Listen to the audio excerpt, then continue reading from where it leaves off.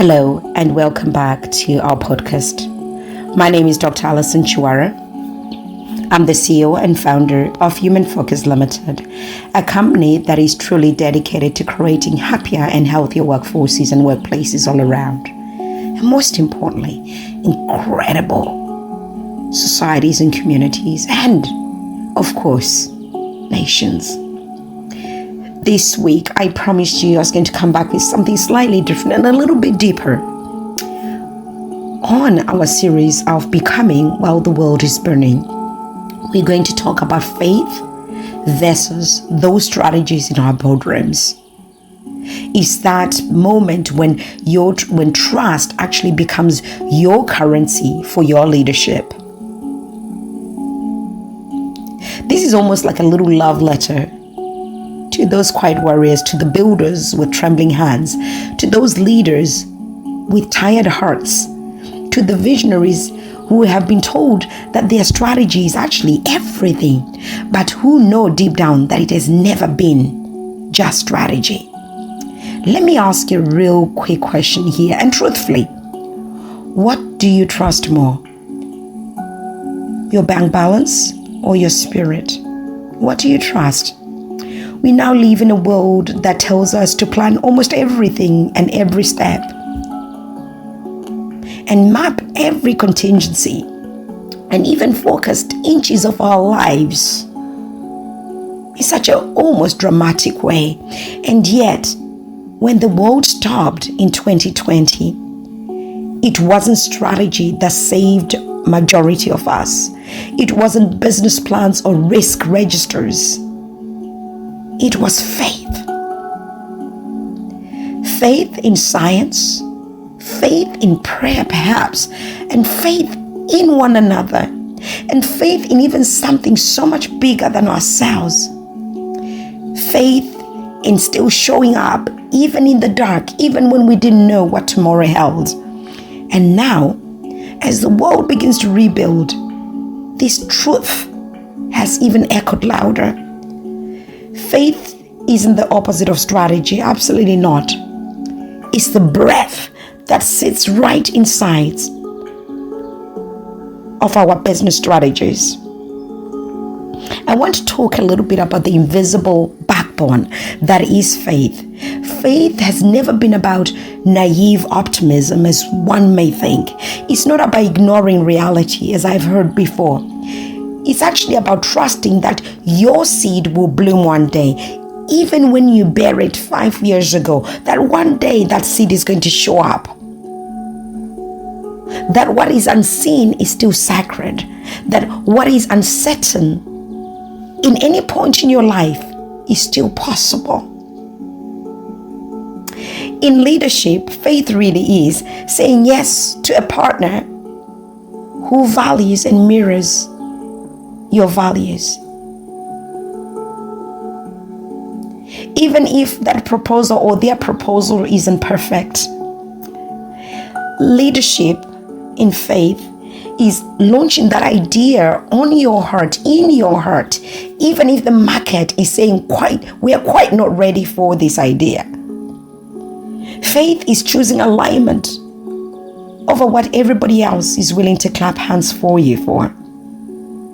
And faith sometimes is walking away from deals that tick every damn box, every damn strategy box, but feels spiritually wrong. That is faith.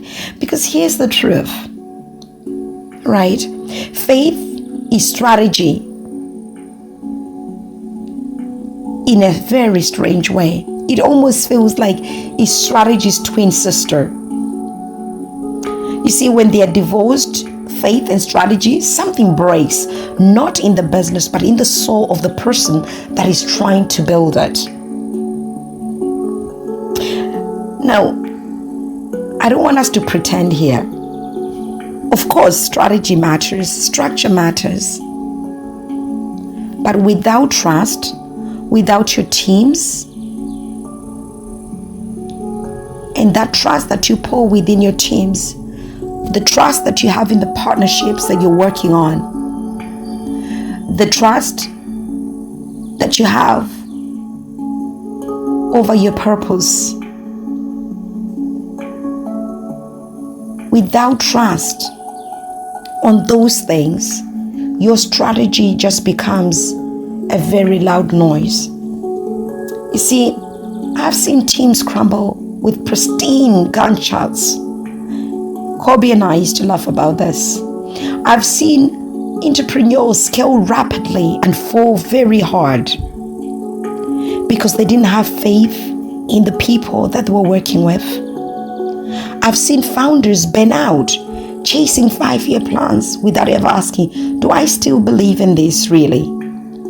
You see, strategy can give you success, but only faith turns success into significance. Are you with me?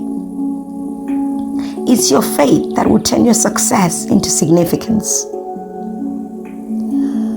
You see, the pandemic did not just shake economies. It humbled our egos, didn't it? We witnessed CEOs weep on cameras. We witnessed governments on their knees, families praying for one another over phones. We saw policies changed overnight because people mattered more in that moment.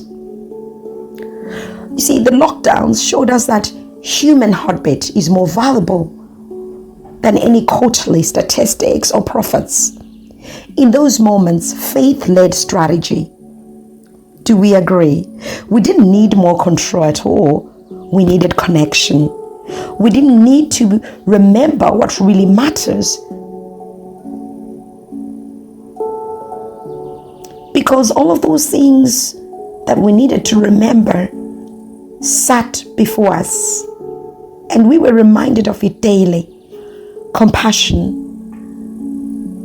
your communities that you are living around, the trust that you wake up tomorrow and you will not hear any bad news, the trust in the leaders that were making decisions, integral decisions while we waited. Humanity asked for integrity to be brought to the table. That was all embedded in the connections we were building. Now, post-pandemic, a quiet revolution, I think, is happening. Faith-based leadership is rising, not as a religion, but as a relationship, not even as rituals, as one might call, but a radical level of honesty and trust that just sits within boardrooms. That is faith.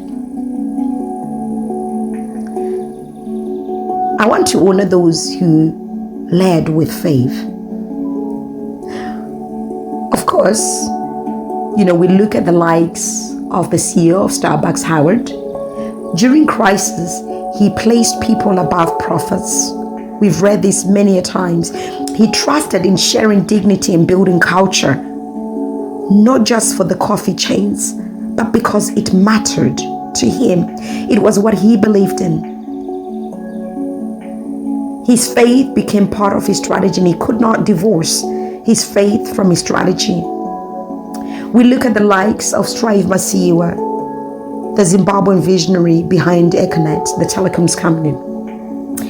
When banks laughed at his dream, he leaned on God. Today, his philanthropy and ethics speak louder than his revenue, I feel anyway, from my point of view, being Zimbabwean myself. We look at the people like Anita Roddick of Body Shop. May her soul rest in peace.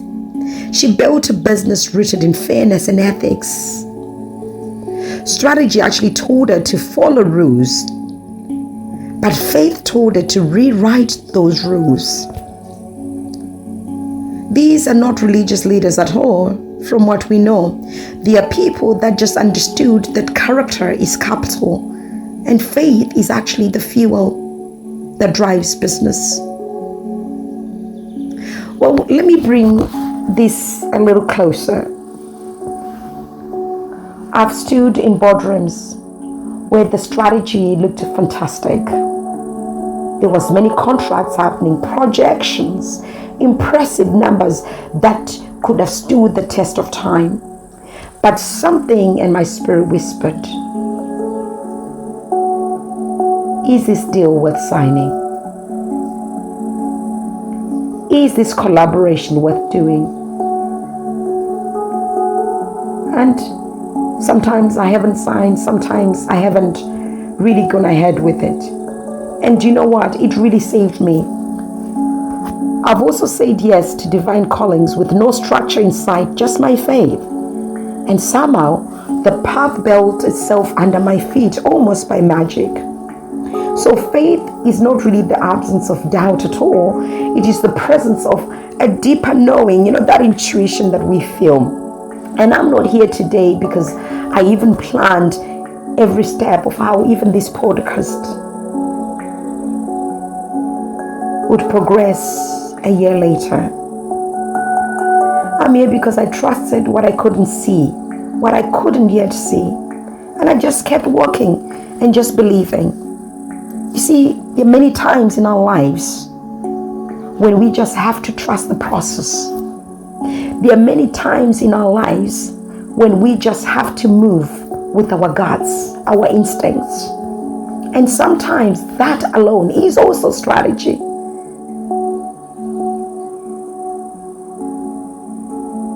So let me ask you, while we pause and reflect here, where have you been over strategizing because you're under trusting? You are planning the next move, what you're going to do when he or she does this, but you're not trusting the process. Where are you silencing your faith to fit into boardroom's expectations? Are we leading authentically? What truth are you afraid to honor because it doesn't fit the spreadsheet, it doesn't fit the financials? Well, I want you to take a deep breath. It's not weakness. Leading by faith is wisdom. It's probably one of the wisest things the most successful people hold, their faith. This is soul-led strategy. When you move with faith. Let's be clear. Sometimes faith without any strategy is absolute chaos. Strategy also without any faith is soulless. See, people buy from people, but rather they buy from people, they're buying your faith, your belief, your soulfulness and passion in what you're doing. But you see, when the two, faith and strategy, create a melodious dance together, well, faith says, here is why we exist. And strategy will say, here's how we will move forward from here. Isn't that incredible? Faith says, here is why we exist. Believing in the things that we cannot see or yet see. And strategy saying, actually, here's how we will move. You see, the two is what is used to build companies that don't just last, but that matter.